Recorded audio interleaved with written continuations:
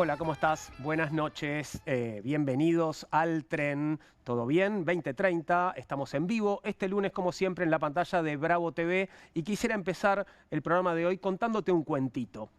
Resulta que el 27 de abril del año 2003 se celebraron las primeras elecciones presidenciales después de la crisis literalmente fatal del 2001, con la que terminó de estallar el modelo neoliberal impuesto por Carlos Menem en la década del 90. ¿Sabés o te acordás quién ganó aquella elección del 2003? La ganó Carlos Menem. Segundo, salió Néstor Kirchner y como ninguno de los dos obtuvo los votos suficientes para ganar en la primera vuelta, debieron ir al balotaje. La historia que sigue es conocida. A 4 días de la segunda vuelta, Menem se bajó, Kirchner fue presidente y la historia sabés cómo siguió. Pero espera porque el cuento que estoy contándote no termina ahí. ¿Vos te acordás quién salió tercero en aquellas elecciones de abril de 2003? El tercero fue Ricardo López Murphy, cuyo mandato como ministro de Economía de Fernando de la Rúa había durado 15 días porque metió un megaajuste que desató una crisis que no pudo pilotear ni siquiera Domingo Cavallo. En esas elecciones de 2003, entre Menem, el primero, y López Murphy, el tercero, sumaron el 40,8% de los votos. Es decir, que en 2003, un año y medio después de la peor crisis económica y social de la democracia, el 40,8% de los argentinos votó por dos de los principales responsables de esa misma crisis. Y eso que de la Rúa no se presentó. Adivina ahora cuánto sacó ayer La Libertad Avanza a nivel nacional para diputados. No lo vas a poder creer. 40,8%. ¿Acaso es esto una coincidencia? No sé si es una coincidencia. ¿Qué quiero decirte con esto? Que no es para tanto. Más sacó Macri en 2017 y fíjate dónde está ahora Macri. Eso, ¿dónde está Macri en este momento? Alguien me decía, qué buena pregunta cuando preguntaba algo así, pero no, Macri seguro está en un lugar mucho más confortable que en el que estamos nosotros. Vamos a hablar en otro momento de él. A esta altura del cuento no podemos darnos por sorprendidos de que exista un bloque duro del país que opte todo el tiempo por aquello que se proponga acabar para siempre con el populismo, el peronismo, el kirchnerismo o el ismo que se te ocurra. 40,8%. Es más, te diría que a esta altura del cuento deberíamos celebrar que este bloque duro, 40,8%, decida dar la pelea a través de las urnas y no por medio de aviones bombarderos como en el 55 o con métodos peores como en el 76. Así es la democracia. A veces se pierde y a veces se pierde. Pero existe la posibilidad de ganar. Ojo, claro que para eso hay que proponer algo mejor que el adversario. Vos decías, para un poquito, pero ¿cómo? ¿Había que presentar propuestas? Debió faltar eso, ¿no? Obviamente, después de un resultado tan categórico, las imágenes de los ganadores celebrando invadieron los medios y las redes sociales. En el búnker de La Libertad Avanza hubo festejos a lo grande. Mirá. No, la estaban pasando bomba, ¿eh? Siempre es lindo ver a la gente contenta. Los títulos argentinos en Wall Street subieron como gas de Milei en la bañera. En la bolsa de Buenos Aires las acciones subieron un 20% y los bonos en dólares hasta un 25%. Los expertos hablan de una rueda histórica. ¿Cómo no ser optimistas? Si ya sabemos que si al sector financiero le va bien, a todos nos va bien, ¿o no? No me pidas que defina bien, pero bueno, es así. Razones para ser optimistas sobran, sobre todo si te aferrás a aquella vieja idea de que cuanto peor mejor, ¿no? El tema es que parece que siempre se puede estar un poquito peor y la parte de mejor todavía no estaría apareciendo. Obviamente el presidente se apropió del triunfo y motivos no le faltan. En las últimas semanas se puso la campaña al hombro y salió a defender al gobierno en todos lados. Hizo frente a las críticas y se la jugó, aun cuando las encuestas no lo favorecían. Por eso es lógico que ahora saque pecho. Mirá lo contento que está. Y era esperable, ¿no? ¿Cómo no va a estar contento el presi? El primer día se apropia del triunfo, el segundo de los recursos naturales y así, pero está bien, no queda otra que felicitar al presidente Trump por este triunfo y apostar a que los próximos 2 años sean de prosperidad y crecimiento. No sé vos, yo con que lleguemos al 2027 más o menos vivos me conformo. Por ahora, lo que te puedo ofrecer es que te quedes acá un ratito con nosotros. Este programa ya arrancó y como siempre te invita a subirte. Pueden venir cuantos quieran, que serán tratados bien aquí en Bienvenidos al Tren. Voy a saludar a mis compañeras esta noche. ¿Cómo estás, Poli? Poli Sabatés, ¿todo bien? ¿Cómo estás, Juan? Bueno, qué jornada movida, sí, tratando de entender bien lo que pasó ayer, que creo que fue una sorpresa para todos, incluso para el propio gobierno, así que bueno, así tratando de mirar o de pensar cuáles son las claves que hay que ver para entender este fenómeno que es la Libertad Avanza en la Argentina. Vamos a ver si a las 10 de la noche entendemos un poquito más que ahora. Vamos a ver, ¿nos vas a ayudar, Valen? Valentina Castro, ¿cómo estamos? Los voy a ayudar, el mercado nos va a ayudar, a veces nos ayuda, a veces nos salva el Estado, está muy confusa la cuestión. El Frente Financiero tuvo grandes movimientos en el día de hoy, pareció que de alguna forma salieron a festejar, como si los mercados salieran a militar y a conseguir votos. Así que vamos a estar haciendo un repaso de cuáles fueron los principales movimientos en la jornada de hoy, lo vamos a seguir muy de cerca, pero un mercado que tampoco se la venía a venir, entonces. Esto fue una sorpresa, parece que para todos, ¿no? Para algunos habrá sido una sorpresa muy positiva, para otros muy negativa, pero sorprendente en todos los casos, ¿no? Y ya podemos entrar en el resumen de las noticias de hoy, ¿no? Sí, claro, en un ratito, si te parece, analicemos bien cómo quedó el Congreso y bueno, obviamente era una elección legislativa que es lo más importante. Tenemos un invitado que va a venir a mostrarnos el mapita, quiénes se fueron, quiénes se quedaron y cómo queda todo para ahora. Por eso, se lo dejamos a los profesionales, a los expertos de eso. Yo te cuento algunas cosas que tienen que ver con el día después. Se habló mucho el día después que iba a pasar el 27. Bueno, el 27 llegó, es hoy, y una de las grandes incógnitas era qué iba a pasar con el gabinete, porque ya recordemos que la semana pasada había habido 2 renuncias. Nosotras estuvimos acá el día que renunció Huerta en el canciller y al otro día renunció también Mariano Cunio Libarona, o dijo que iba a presentar su renuncia al Ministerio de Justicia. Hoy la gran incógnita es ¿qué va a pasar con el gabinete? Bueno, Milei habló, ahí estamos viendo una foto de lo que es el gabinete actual, ahora vamos a repasar bien quién es quién y quiénes podrían salir y quiénes podrían entrar, pero Milei dijo hoy, en realidad lo dijo ayer a la noche en una primera entrevista después de la gran victoria de la Libertad Avanza y hoy lo volvió a repetir, dijo yo soy bilardista, no lo dijo en estas palabras, sí dijo soy bilardista, esto lo agrego yo, equipo que gana no se toca, y dijo voy a hacer los cambios pero me voy a tomar mi tiempo, hasta el 10 de diciembre tengo tiempo para hacer los movimientos. Creo que esto es la contundencia del resultado, ¿no? Lo que le da este aire al presidente para manejar él sus tiempos, algo que con un resultado adverso o más apretado seguramente no iba a poder hacer. Totalmente. Seguramente viste que él venía anunciando domingo a la noche estoy armando el nuevo gabinete. Bueno. Ahora es, bueno, espera. Vamos a ver cuándo lo hago. Totalmente. Ahora de ganador lo puede hacer cuando quiera. Obviamente si la derrota hubiera sido muy grande, iba a la propia sociedad a pedirle, bueno, cambiar el gabinete. Tenemos una placa, me parece, con los ministros, las ministras, los secretarios, ahí lo estamos viendo. Bueno, estos son los actuales. Vamos a ver, te voy a ir contando cuáles podrían ser los principales cambios. Jefe de gabinete, Guillermo Francos, uno de los que suena para abandonar el cargo.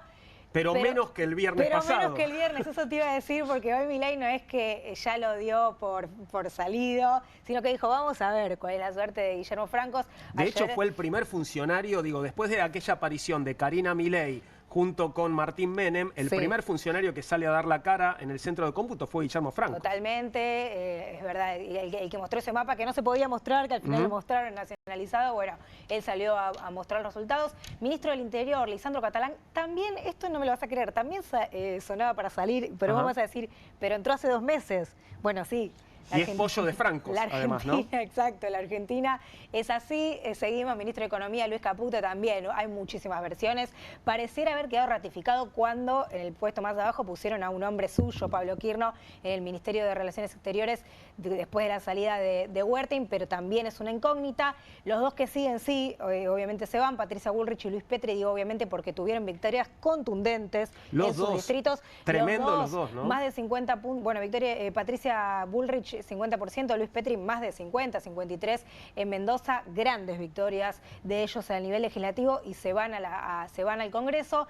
Ministra de Capital Humano, Sandra Petovelo, que ayer Milei en los agradecimientos dijo, una ministra siempre en defensa de los más indefensos, bueno, también aparentemente ratificada, lo mismo que el ministro de Salud, Mario Lugones, que por ahora no estaría de salida. Acá con Sturzenegger no sé qué decirte porque el Ministerio de Desregulación se supone que en algún momento va a dejar de existir como tal porque va a terminar con su misión. Claro, O sea, ya va a estar todo desregulado, no va a quedar ninguna regulación por desregularse sí, en algún momento. Parece un chiste, pero es así. O sea, Sí, ellos pretenden o presentar en el Congreso la Ley Bases 2 y la Ley Hojarasca 2, que tienen que ver con la tarea directa de Federico Sturzenegger, y ahí se le buscaría otro lugar. Todavía por ahora quedaría ahí. Y acá, mira, dice secretario de Justicia Sebastián Amerio. Acá yo decía recién, Cuño Libarón es el ministro que renunciaba a partir de esta semana. Acá lo ponemos en una incógnita porque Amerio es uno de los que suena, ya es el viceministro de Justicia. Y podría ser ascendido. Sí, es un hombre de Santiago Caputo, ya técnicamente es el que tomaba las decisiones del ministerio hace varios meses, pero bueno, suena fuerte, por eso lo pusimos ahí.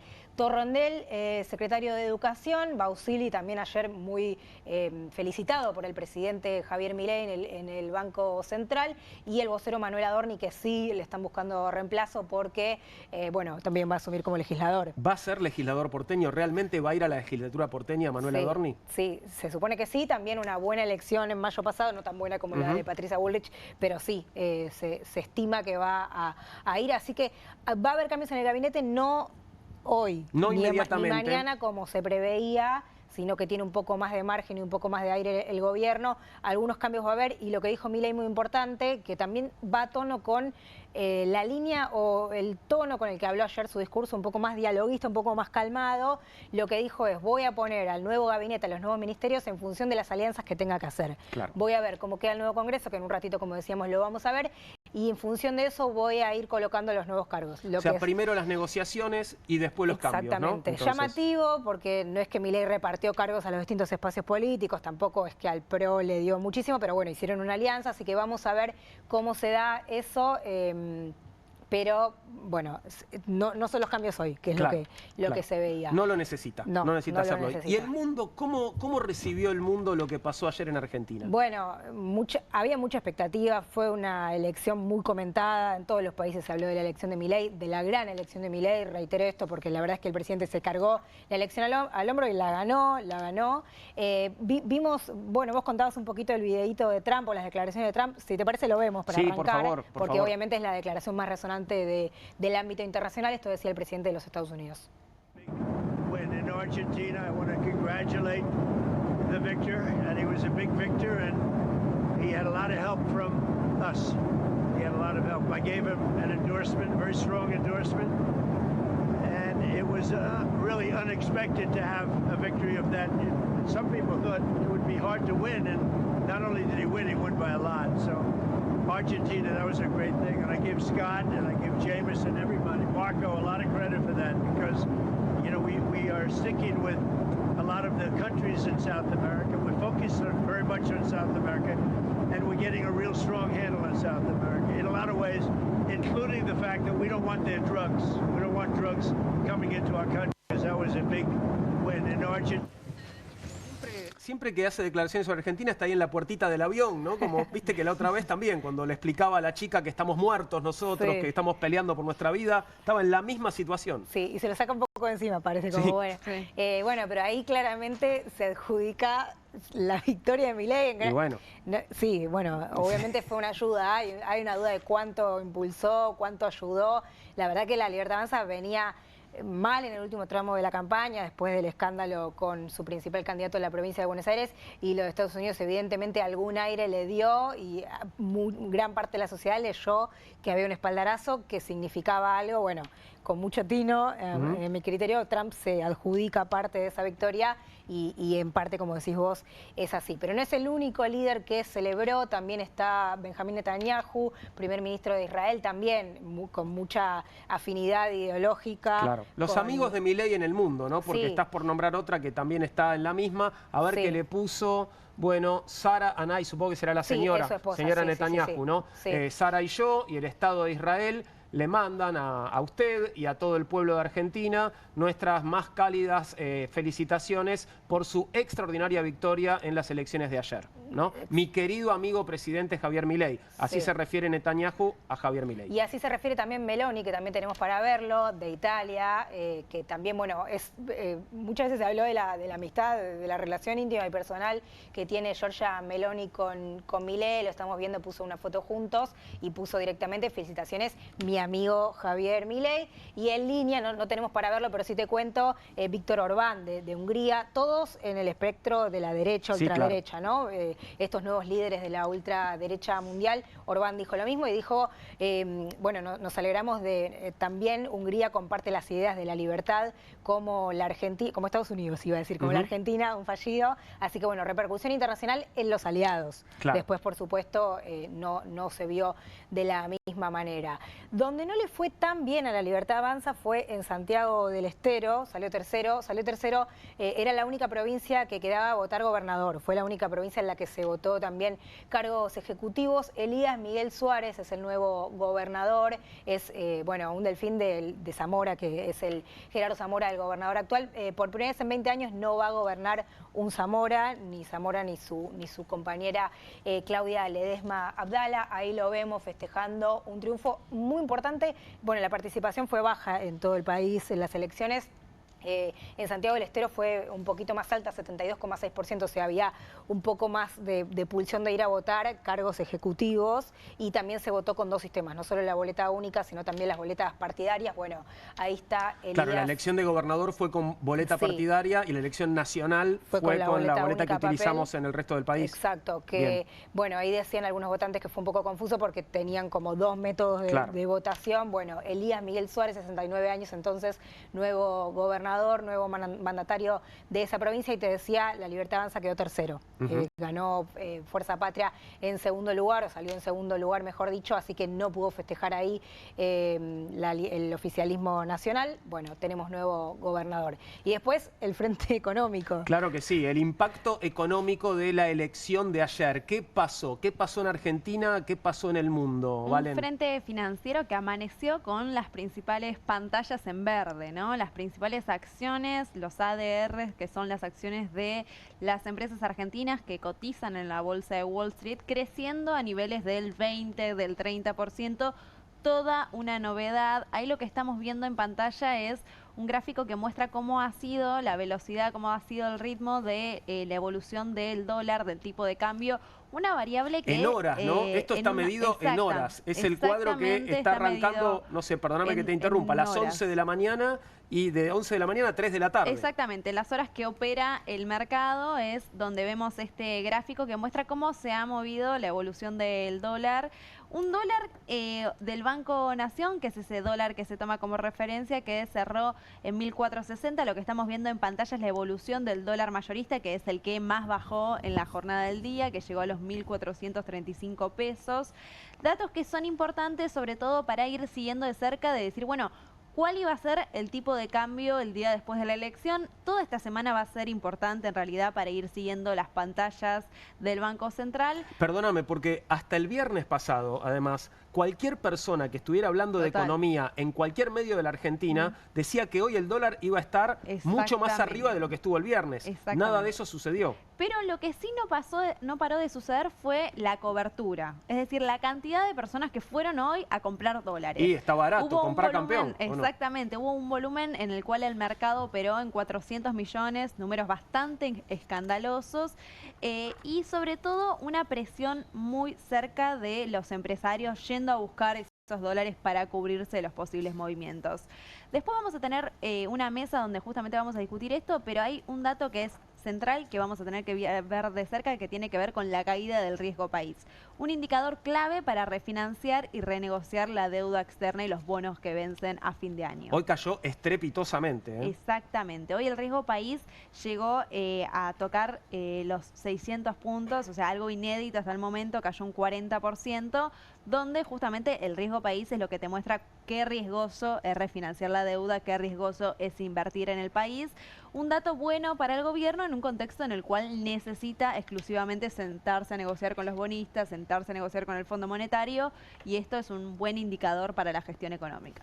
¿Esto ya sería un número, digamos, normal de riesgo país? No, todavía no. Para ser un país normal, dentro de los términos del mercado, deberíamos tener un riesgo país como máximo de 300 puntos. Okay. Hoy festejamos que lo tenemos en 650, para claro, que tomemos dimensión del asunto, ¿no? Bueno, pero la semana pasada estaba arriba de 1000. Por encima de 1000. Que... Exactamente, pero bueno, seguir de cerca sobre todo porque a fin de año al gobierno se le vencen 1.500 millones de dólares por lado del Fondo Monetario y otros organismos multilaterales de crédito, pero también tiene un vencimiento muy fuerte y el más importante que tiene que ver con los bonos nacionales que vencen el 9 de enero, 4.500 millones de dólares, y esto es un indicador central para decir, bueno, vamos a conseguir los dólares para pagarle a los bonistas también.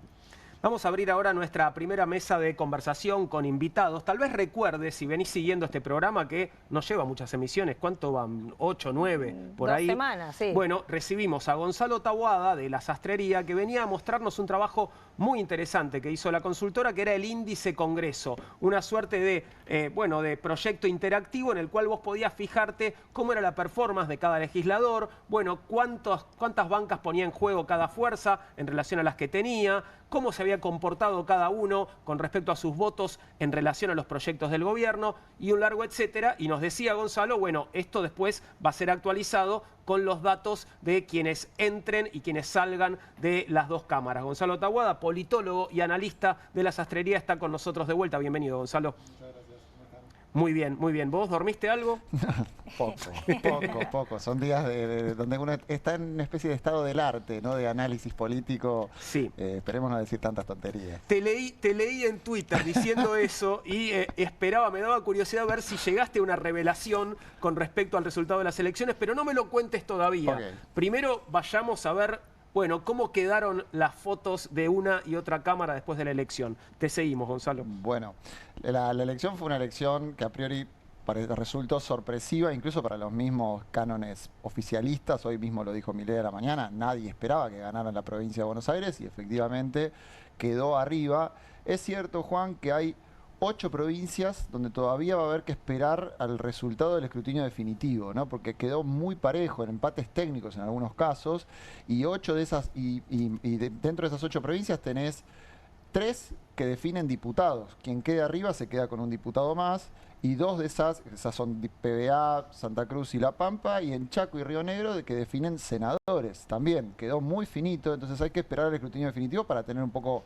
la foto final. Claro, el número fino todavía no está, pero claramente, bueno, ganó muchísimos diputados y senadores la Libertad Avanza, eso es así. Es así, nosotros en La Sastrería habíamos hecho 3 proyecciones o 3 escenarios de proyección, uno donde ganaba el oficialismo, un empate y una derrota, el escenario de victoria del oficialismo habíamos planteado 39-33, y un Provincias Unidas en 10 puntos, terminó siendo, nos quedamos cortos. Se quedaron cortos con respecto a la Libertad Avanza. Exactamente. Bueno, pero la proporción está más o menos por ahí, ¿no? Bueno, nosotros esta vez hicimos un trabajo ya más fino sobre los números concretos, que lo podemos ver cuando ustedes definan, digamos, y ahí podemos analizar cómo quedó este nuevo Congreso. Por favor, vayamos acompañando con las placas y lo seguimos a Gonzalo. Vamos con la primera y vamos viendo qué pasó allí. Para arrancar, tenemos lo que es diputados, ¿no? En lo que es diputados quedaron mucho más polarizados, mucho más robustos los 2 espacios del oficialismo y de la oposición, y en el medio este grupo de árbitros quedó mucho más chiquito, o sea, adelgazó la calle intermedia, ¿no? El oficialismo quedó con 113 en total, entre libertarios violetas, amarillos y aliados, ahora lo podemos ver en la segunda placa, 39 árbitros, y oposición 105. Si vemos la siguiente, podemos ver que entre los 113 oficialistas hay 76 diputados puros, violeta, 24 del PRO, 10 de gobernadores aliados, de los gobernadores de Esdero, Cornejo, Frigerio y Poggi, Chaco, Mendoza, Entre Ríos y San Luis, y 3 de estos radicales con peluca, ¿no?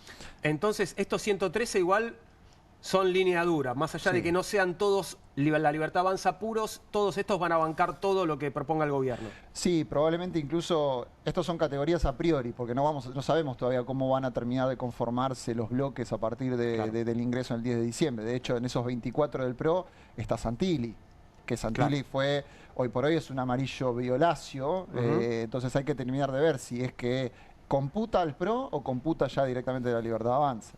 En el caso, digamos, de lo que es la oposición, vemos 67 de Fuerza Patria, 27 de PJs provinciales y 11 de otros, donde están los que responden al gobernador Gerardo Zamora, electo senador de la Nación, lo que son los 4 del FIT, y Natalia de la Sota, que es una dirigente de Córdoba que ha votado siempre en contra del gobierno. Una pregunta, perdón. En los 22 de PJs provinciales están aquellos legisladores peronistas que eventualmente habían votado alguna vez con el gobierno.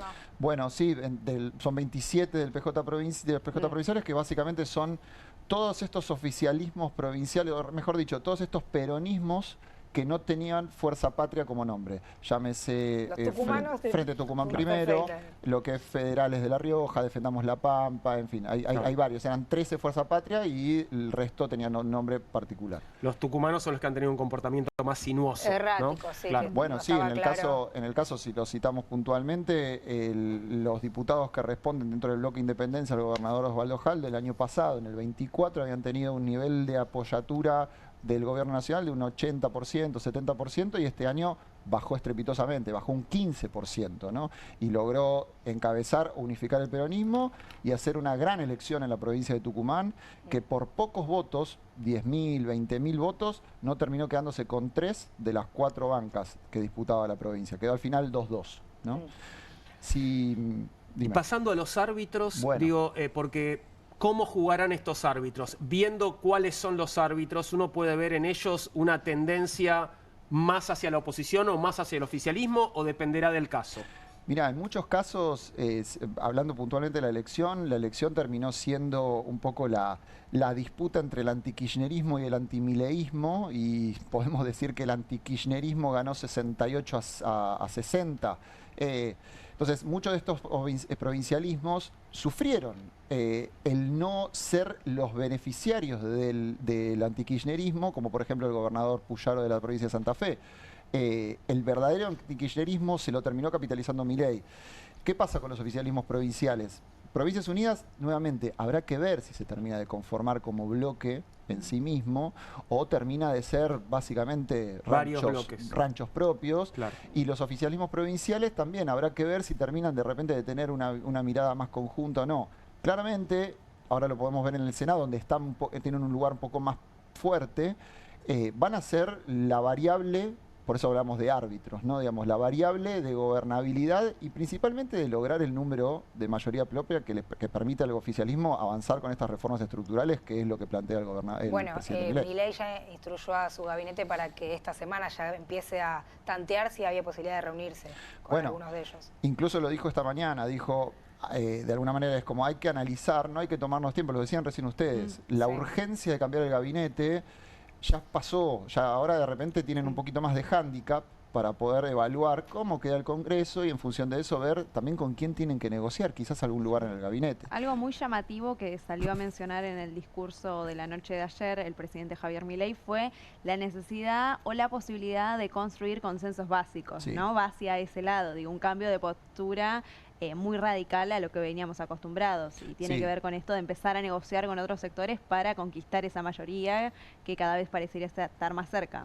Incluso fíjense que desde la estética ya hay un cambio. Ya anoche no estuvo con la campera, esta mañana tampoco, estuvo con traje, corbata, y ya está hablando de una manera un poco más moderada, estadista, ¿no? Digamos, y en función de lograr lo que necesita, que es estos convenios con algunos gobernadores. Sí, la diferencia es que yo creo que hasta el viernes Milei tal vez esperaba tener que ir a negociar con los gobernadores en una posición de cierta debilidad, y ahora lo va a hacer en una posición de bastante fortaleza con este resultado de la elección, ¿no? Sí, era un planteo de necesidad, y ahora es un planteo de oportunidad, ¿no? Digamos, hay un cambio en función de lo que fue el resultado tan contundente para el oficialismo. Si pasamos a lo que es Senado, vamos a ver ahí una disposición un poco más partida, ¿no? Un poco más distribuida en 3 tercios, ¿no? Ya no es 2 bloques muy grandes y uno en el medio más chico, sino que acá está un poco más parecido, digamos, más allá de que el oficialismo tendría el tercio más nutrido con estos 27.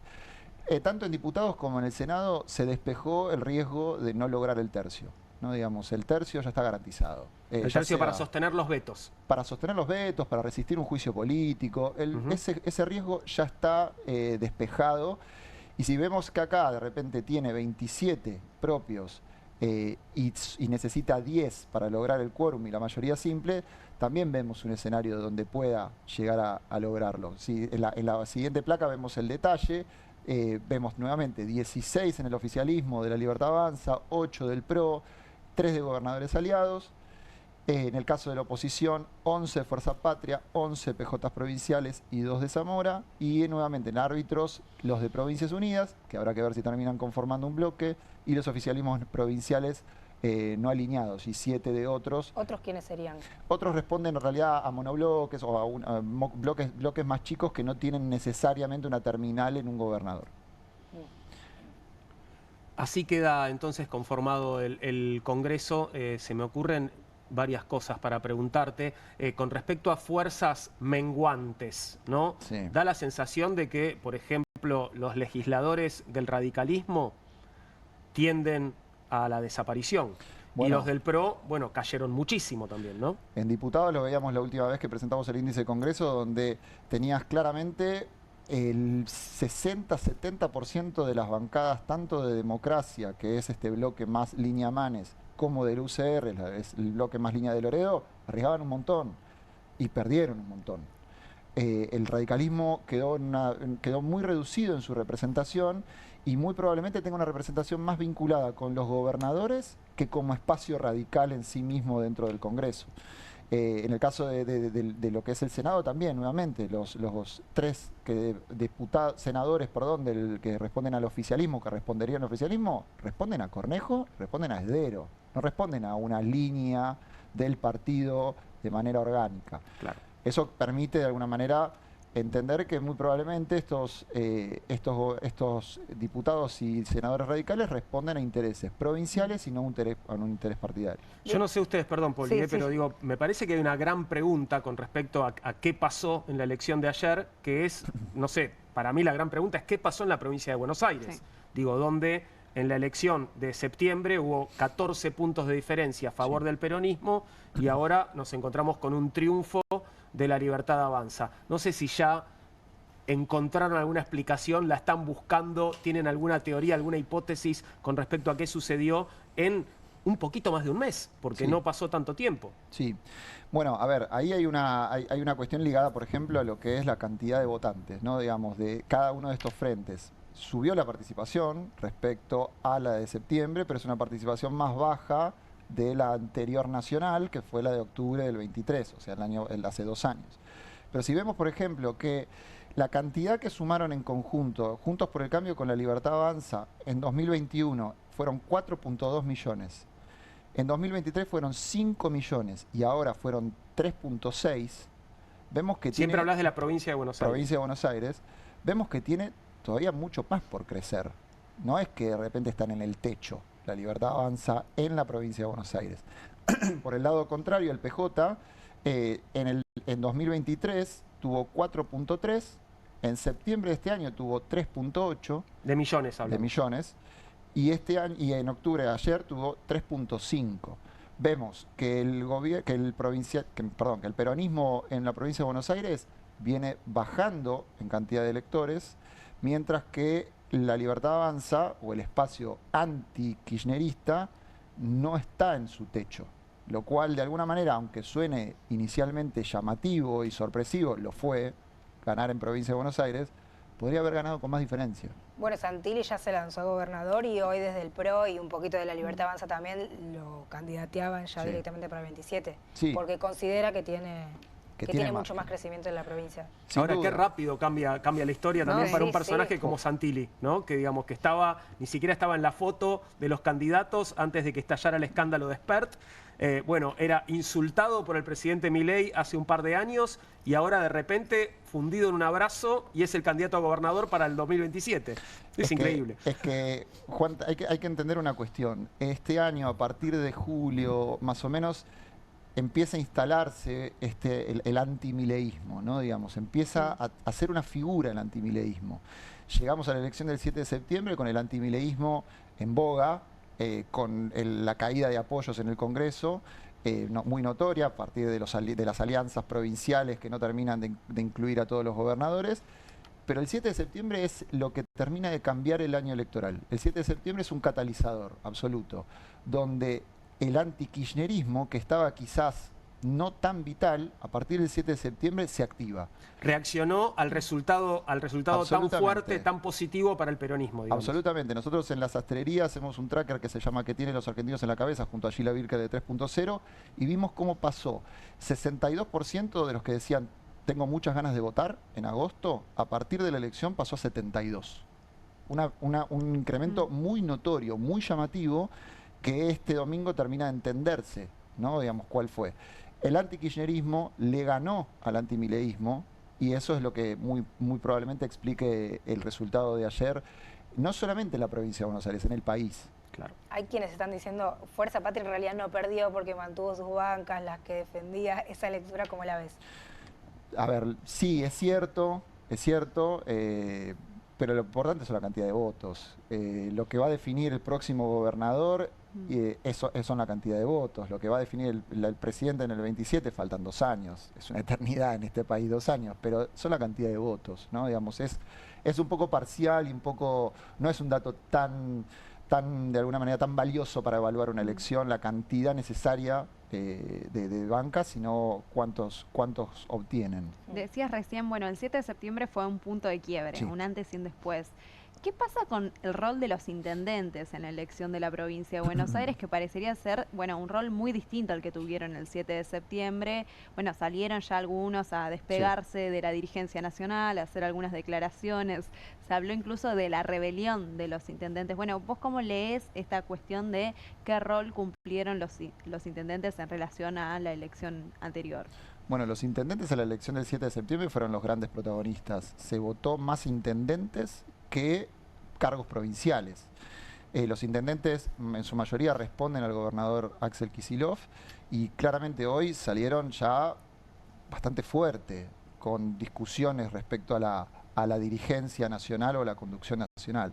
Hoy por hoy el peronismo, no solamente los intendentes, sino vemos los gobernadores, que incluso desde el hecho mismo de no llamarse igual Fuerza Patria, cada uno decidió por la propia, hoy el peronismo está en una diáspora, hay una diáspora peronista que no responde a una conducción porque la conducción no termina de ser eficaz, no termina de ordenar y no termina de bajar no solamente un programa, sino una línea, ¿no? Entonces, hoy por hoy, de alguna manera es cada uno haciendo lo que considere en función de su territorio, en función de sus intereses.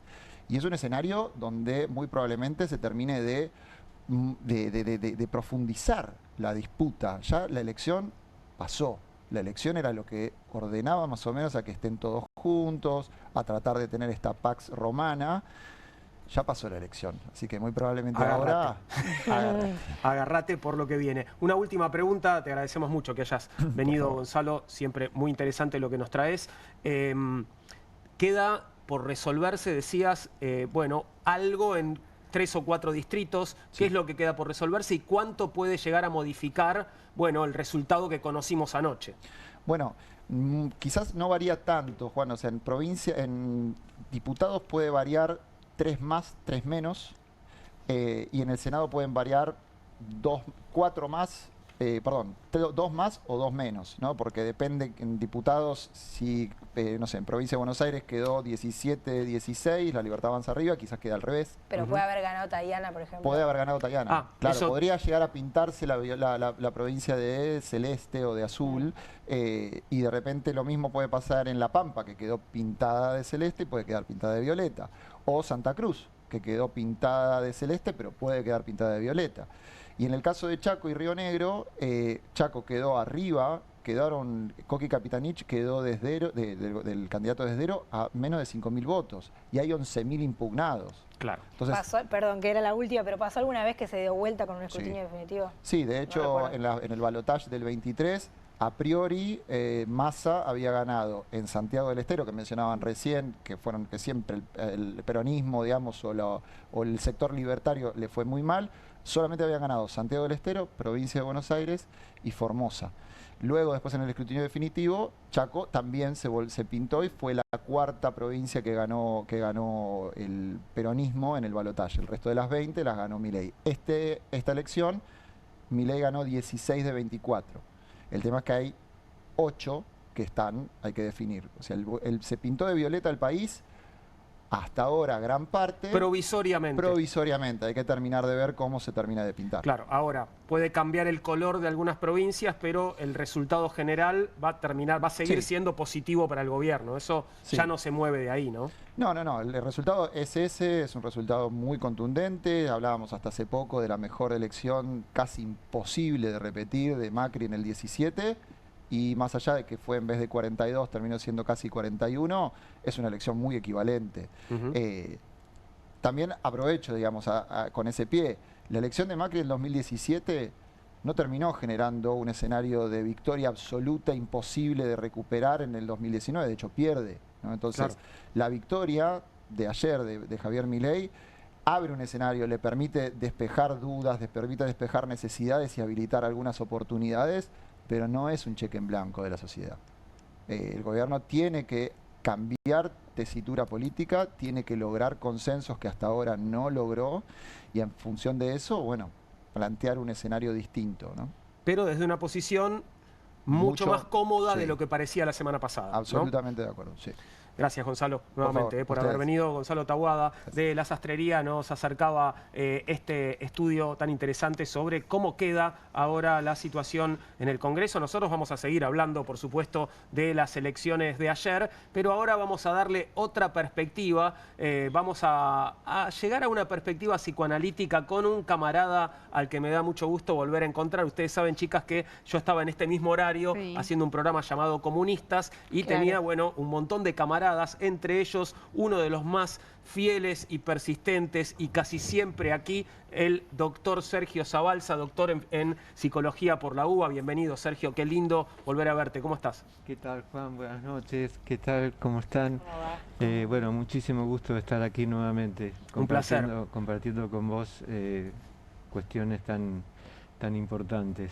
Sé que, bueno, por supuesto que seguís con muchísima atención toda la actividad política en nuestro país y que estuviste pensando mucho desde el resultado de anoche hasta esta hora. Te veía tomando notas recién. ¿Qué estuviste pensando y cuál es tu mirada con respecto a cómo salió la elección de anoche? Bueno, te cuento un poquito lo que es mi tesis. Mi impresión es que Argentina es un país que se está desfenestrando. Defenestrarse es tirarse por la ventana. Exactamente. Y cuando yo trabajaba en el Hospital Álvarez, un colega con mucha experiencia me advirtió, ojo, el que se tira por la ventana no está tanto buscando matarse, sino que está buscando el marco que lo tranquilice, que lo calme, que lo oriente. Mi hipótesis es que nuestro país es un desesperado que está buscando un marco y en la búsqueda de ese marco se termina suicidando. Todos los indicadores muestran que el gobierno de Javier Milei es un absoluto fracaso por su ineptitud, por su crueldad, por su falta de sensibilidad y sin embargo la gente lo respalda. Pero además el 7 de septiembre tenemos el dato de que en la provincia de Buenos Aires, que es el sector, el distrito de 40% de los electores, le había dado el triunfo a Fuerza Patria por una diferencia de 14 puntos. Entonces, lo que se muestra es un país, un electorado sin rumbo, que está buscando algo que lo oriente, que precisamente como una persona que no sabe dónde dirigirse, que tiene mucho miedo y que entonces hace cosas totalmente insensatas. Muchos críticos han hablado del voto miedo. Acuerdo, exactamente, hay un voto miedo, pero yo agregaría, y esto sí ya entra de... Perdón, ahí te detengo un segundo para ponerle un poco de contenido al voto miedo. La idea del miedo el miedo al descalabro, el miedo a la corrida cambiaria, ese miedo, ¿a ese miedo te referís, el miedo que pudo haber obrado ayer? Gracias por la pregunta. Ese sería el miedo desde el sentido común. Que suba el dólar, claro, la inflación y todo esto, perfecto. Desde el punto de vista psicoanalítico hay otra cuestión, es el miedo al que tiene poder, es el miedo al que muestra brillo, es el miedo al abusador que le dice a la víctima, mira, si vos contás lo que hacemos, mucha gente va a sufrir, no digas nada, y nosotros seguimos siendo amigos haciendo lo que ya sabés. Ese es el abusador. Esto es lo que le corresponde al amo del mundo, que hoy es Trump, que se llama el King, el rey, y el abusador siempre actúa extorsionando. La maniobra de Trump fue una extorsión, y el partener de la extorsión es el soborno, es decir, te trato bien, no digo nada, te doy lo que vos querés y yo me tomo la satisfacción prohibida que a mí me gusta. Esto es lo que ha hecho Milei entregando la Argentina a Trump. Ahora, Sergio, sí. vos decís, perdón, decías al principio Argentina es un país cuyos habitantes están desorientados y se suicidan, o más o menos dijiste así. ¿No es algo mundial también, o no pasa en otros países esta desorientación, o votar líderes como Trump, como Orbán, que lo mencionábamos recién en Hungría? ¿No es algo más amplio que nuestro país únicamente? Acuerdo con vos, sí, sí. ¿Es algo de época? Sí, un sí. mal de Occidente, tal vez. Es un mal de Occidente y que nuestro país ilustra de una manera muy, muy contundente. Y a propósito del suicidio, de tu pregunta, y ya entrando en el terreno específico de la salud mental, en nuestro país se suicida un adolescente por día. Las estadísticas indican que las chicas de entre 10 y 19 años, el índice de suicidios es el más alto desde el año 2017. Los adolescentes que se suicidan probablemente buscan un rumbo, porque las razones que dan aquellos que fallan en el intento es no tengo futuro. ¿Cuál es el futuro que da este gobierno? Bueno, apostar a la bolsa, lo decía en su editorial Juan Di Natale de una manera muy incisiva.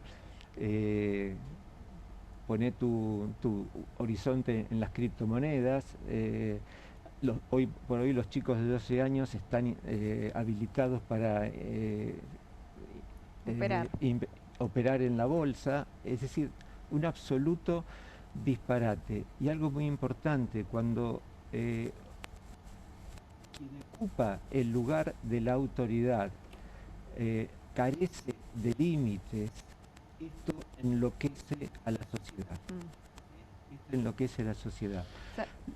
Perdón, se habló mucho del concepto de polarización política, ¿no? De esta polarización social que estás de un lado de la grieta o estás del otro lado de la grieta y en el medio no hay nada, ¿no? Y esa anomia social que sienten los del medio. ¿Vos creés que hay una creciente polarización social que trasciende y se transforma efectivamente en esta polarización política? ¿Crees que cada vez nos enamoramos más de la grieta, si se quiere decir? Creo que ese es el objetivo del discurso de la ultraderecha, provocar grietas. Vos acabás de decir una palabra importantísima que es anomia. La anomia es la degradación o la ausencia de leyes. Javier Milei es la encarnación de la anomia. No respeta nada, no carece de límites y ha tenido lamentablemente mucha ayuda en esta obra insensata por parte de la denominada oposición amigable.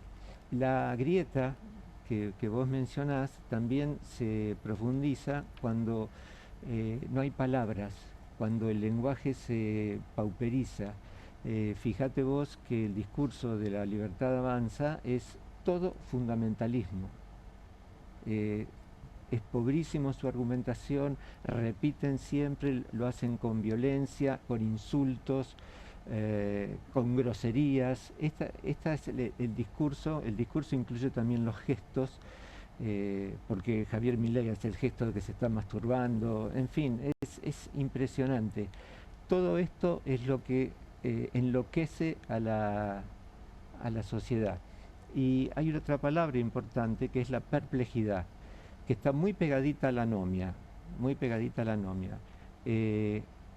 Cuando no hay cómo orientarme, cuando faltan los marcos, cuando falta el rumbo, el sujeto se queda paralizado. Cuando digo sujeto puede ser tanto una persona como una nación, se queda paralizado, no puede reflexionar, no puede escuchar, las palabras se empobrecen, luego hace locuras como por ejemplo defenestrarse. ¿Qué ves en el vínculo, digo, hablaste de los dos y por eso te lo pregunto, el vínculo entre Trump y Milei? No sé si, bueno, hay algo ahí particular, ¿no? Entre ellos dos, sobre todo del lado de Milei hacia Trump, ¿no? Parece haber una suerte de fascinación. Sí, una fascinación, y comparten la obsesión anal. Interesante esto. Sí, por ejemplo, Donald Trump hace unos meses dijo que había una docena de países que le querían besar el culo. Así, textual. Sí. Y hace poquito hemos visto un video hecho con inteligencia artificial en el cual Trump pilotea un avión de combate cuya misión es arrojar mierda sobre los manifestantes que están en su contra. Dije mierda porque la mierda es una palabra muy importante dentro del sentido común. Decimos mierda en distintos sentidos, los actores se dicen mierda antes de salir a escena, ah, mierda, qué bueno, y al mismo tiempo nos anda la mierda todo esto. Depende de cómo se ubica una persona respecto de su erotismo anal, pero lo que es importante destacar a propósito de la mierda y la obsesión anal que comparten nuestro presidente y el king del mundo es que siempre hablan del culo o de su obsesión anal en términos de violencia. Claro.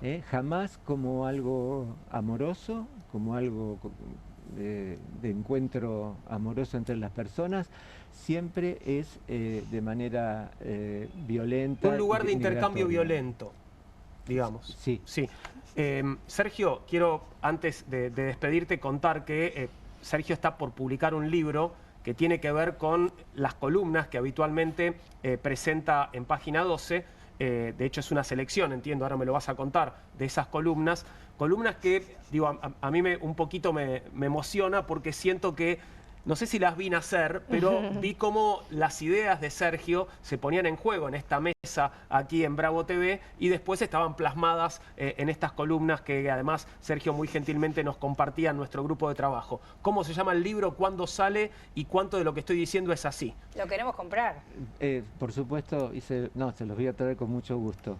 El libro se llama A mí me curaron en el Garrahan. Y tiene como subtítulo Palabras hospitalarias para un país defenestrado, donde ahí de alguna manera expongo esta tesis sobre un país que está buscando cómo orientarse. Esto que dice Juan, te lo agradezco porque es exactamente así como vos decís, notas y artículos que fui escribiendo a medida que cumplía con esta experiencia tan impactante de haber estado compartido en Comunistas. Tiene 3 secciones, locura y muerte, la autoridad amorosa y la salida en diagonal. Y hay textos, por ejemplo, del Eternauta, sobre toda la experiencia que hizo el CONICET en el fondo del mar argentino. Hay textos sobre... sobre Charly García, sobre Cristina. Exactamente, sobre el balcón de Cristina, Charly García, doctor en sensibilidad humana. Hay textos sobre los adolescentes y toda la... Estamos compartiendo la portada ahí, todavía no lo tenemos físico en nuestra mano porque entiendo que todavía no está fabricándose. Está por publicarse. Pero ahí lo tenemos. A mí me curaron en el Garrahan, edita Letra Viva y ahí está la presentación, que es el martes 11 de noviembre a las 20 en la Dama de Bolini. Así que bueno, si andás por ahí te podés acercar y estar también en esa presentación. Sergio, bueno, un placer nuevamente haber compartido este rato con vos y esperamos que nos traigas el libro. Bueno, muchísimas gracias. Muchas gracias por la invitación. Un placer. Hacemos una pequeña pausa y continuamos. Nos queda todavía hablar de aspectos económicos y hay una pregunta que tiene que ver con una figura importante del gobierno. No sé si forma parte del gobierno o no, pero institucionalmente es una figura importante. La vicepresidenta. ¿Cuál es el futuro de Victoria Villarroel ahora que va al Senado Patricia Bullrich? Vamos a hablar con la biógrafa de Victoria Villarroel para que nos cuente a dónde cree que seguirá, cómo seguirá la historia de Victoria Villarroel. Hacemos una pequeña pausa y seguimos.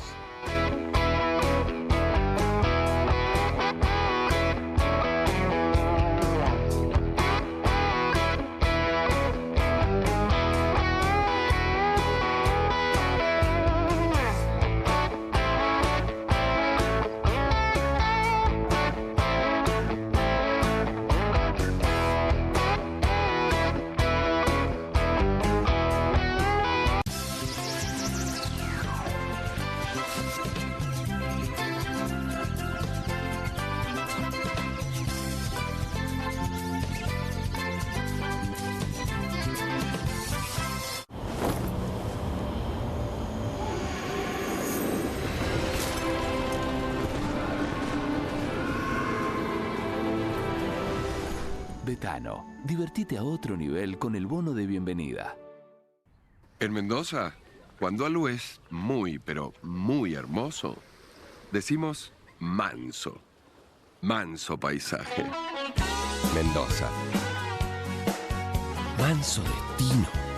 Espero que te guste. Cociné un pollo con papas, acariciado por una cocción a gas envolvente y uniforme, para luego ser realzado con un suave calor preciso.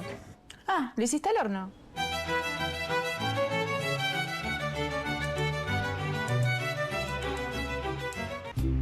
Las casas usan diferentes perfumes. Eligen oler a café en la mañana, a veces a ropa recién lavada y otras a madera. Pero cuando quieren oler a limpio, eligen Prosenex. Sentí el perfume de la limpieza. Prosenex, limpieza que se siente. Eternity, fábrica de pizza. El horno pizzero de granito que prepara las pizzas más ricas del mundo sobre piedra verdadera. Simplemente encendelo y listo. Hace pizzas buenísimas, con doble mozzarella, horneadas a la piedra en minutos. El secreto reside en su zona dual de calor controlado que rápidamente calienta la placa de piedra cerámica hasta 400 grados mientras derrite el queso y hace una masa crocante. Así podrás hacer pizza a la piedra como los profesionales en solo minutos. Agrega tus ingredientes favoritos a cualquier masa de pizza y tendrás tu pizza gourmet con Eternity Fábrica de Pizza. Podés crear tus pizzas favoritas en familia y hasta podrás ver cómo crecen a través del visor, de masa fina o de molde. Tus pizzas saldrán como te gusten y en minutos. Este horno de piedra prepara incluso pizzas congeladas en mucho menos tiempo. También podrás hacer una pizza dulce increíble. Además, no gastarás gas, leña ni carbón. Eternity Fábrica de Pizza es eléctrico. Enchufalo y llévalo con vos. Tendrás tu propio horno Eternity Fábrica de Pizza por un precio promocional. Además, el pack incluye palas profesionales genial para tus pizzas. Para que hagas la mejor pizza a la piedra del mundo y de un modo increíblemente rápido. Escanea el QR, ingresa a nuestra página web o llama al teléfono en pantalla. No demores más. Descubrí los productos más novedosos y exclusivos en tvcompras.com. No pierdas tiempo. Aprovecha esta oferta y obtén este fantástico producto de TV Compras. Llama ya.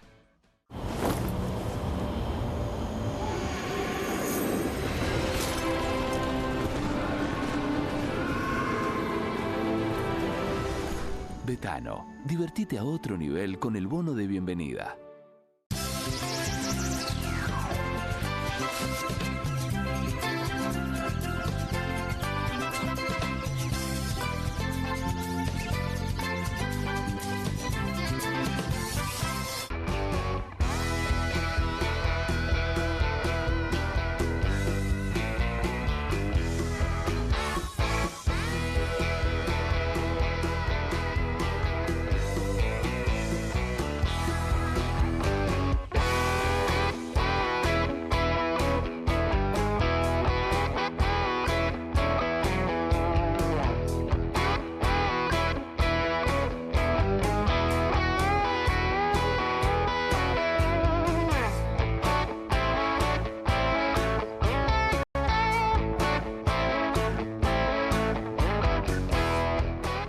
Aquí estamos de vuelta, son las 21:29, estamos haciendo Bienvenidos al Tren en Bravo TV. Aprovecho este momento para mandarle un abrazo muy grande y agradecerles a todos los que nos siguen a través de nuestro canal de YouTube. Tengo que pasar por ahí a saludar y a ver qué nos están comentando. Y también, algo que no hice nunca, me parece que aprovecho este bachecito para agradecerle a todo el personal de Perfil y de Bravo TV, que la verdad que dejan la vida en cada programa y bueno, hacen un gran trabajo. Gracias amigos, gracias por el apoyo de cada noche. Ahora vamos a meternos en la economía post-elecciones. Algo nos adelantabas, Valen. Bueno, números hoy positivos para el gobierno y positivos para la Argentina, podríamos decir.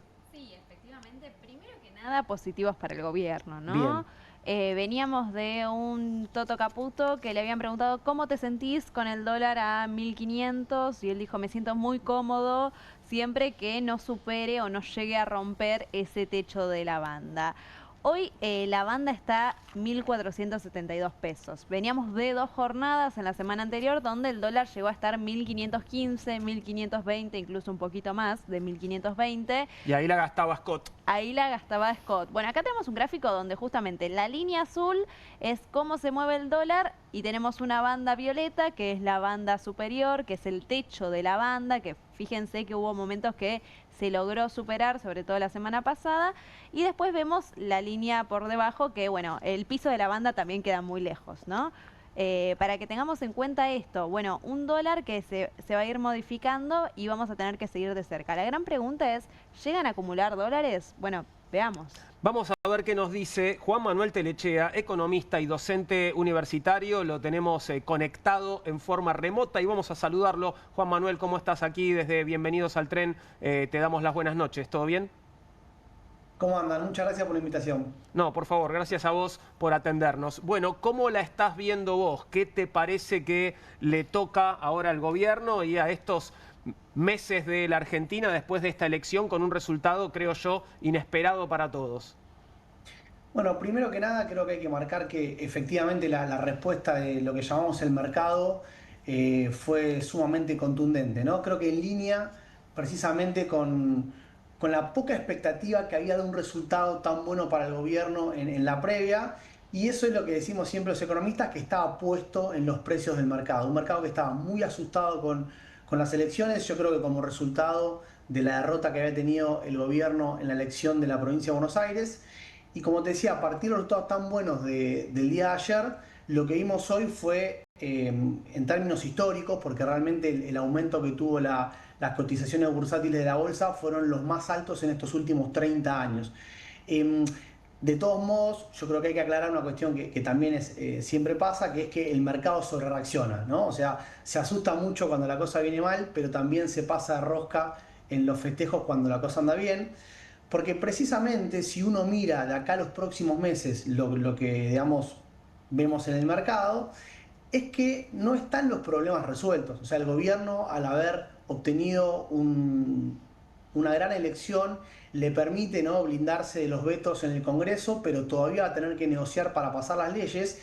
Y esos son factores que además te afectan la economía en el mediano plazo, digamos, pensando de acá a un año o dos. El punto más concreto es que la falta de dólares que tiene la economía sigue estando, ¿no? O sea, hoy cuando uno mira cuáles son los componentes que te aportan dólares al mercado cambiario, que son fundamentalmente las exportaciones, vemos que eso no te alcanza para compensar las principales usos o demandas de ese dólar, que son fundamentalmente las importaciones, los pagos de la deuda externa y además en los últimos meses se agregó el tema de la compra de dólares para atesoramiento, ¿no? Entonces, acá el punto es, esa ecuación sigue sin cerrar.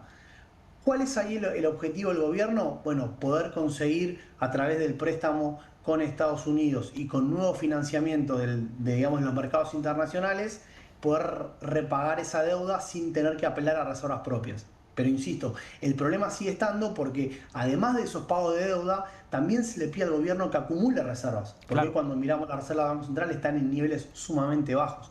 Entonces, si bien, insisto, la elección fue muy buena, eso no cambia nada el panorama de corto plazo, que es esta falta de dólares.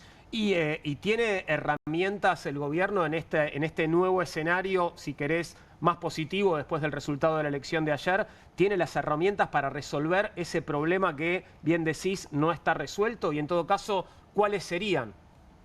Bueno, tenemos dos, ¿no? Una que ya estaba presente anteriormente y que al mercado no le cerraba, que era el tema del préstamo con Estados Unidos, el famoso swap. Recordemos que eso se había anunciado en las últimas semanas y a pesar de eso el dólar seguía subiendo, tocó el techo de la banda.